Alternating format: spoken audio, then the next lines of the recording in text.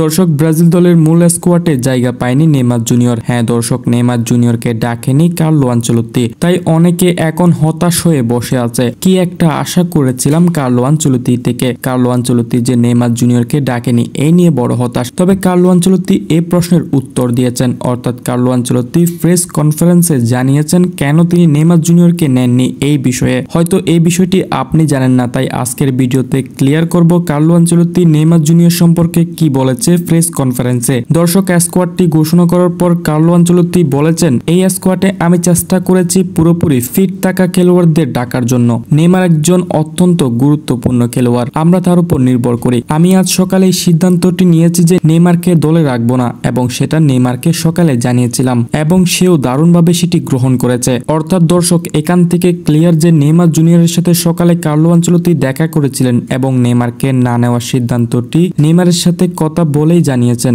এরপর প্রেস কনফারেন্সে নেইমার জুনিয়রকে নিয়ে আরো যা বলেন তা হলো, নেইমার সদ্য চোট কাটিয়ে ফিরেছে এবং ধীরে ধীরে খেলায় ফিরছে। সে অতীতে ছিল, এখনো আছে এবং ভবিষ্যতেও থাকবে। সে একজন ব্রাজিলের গুরুত্বপূর্ণ সম্পদ, আমরা তাকে ছাড়া কখনো কল্পনাই করতে পারিনি। রদ্রিগো, গাব্রিয়েল ম্যাগালহ্যাস, জুলিংটং, মিলিতাও এবং এডারসনের মতো অনেক তারকা এখন ইনজুরিতে আছে। নেইমার কেবল সান্তোসের হয়ে কিছু মিনিট খেলছে, তাই তাকে বিশ্রাম দেওয়াটাই বুদ্ধিমানের কাজ। নেইমার ফিরে আসবে আরো শক্তিশালী হয়ে, সেটাই প্রত্যাশা করেন কার্লো আনচেলত্তি এবং নেইমারকে নিয়ে এই তথ্যগুলো প্রকাশ করেছেন সিবিএফ এর এই মঞ্চে। দর্শক, আশা করে জানতে পেরেছেন নেইমারকে কেন কার্লো আনচেলত্তি ব্রাজিলে ডাকেনি। অর্থাৎ নেইমারকে আরো ফিট হয়ে উঠতে হবে। কার্লো আনচেলত্তির মতে নেইমারকে বিশ্রাম দেওয়াটা সবচেয়ে বড় বুদ্ধিমানের কাজ মনে করেন।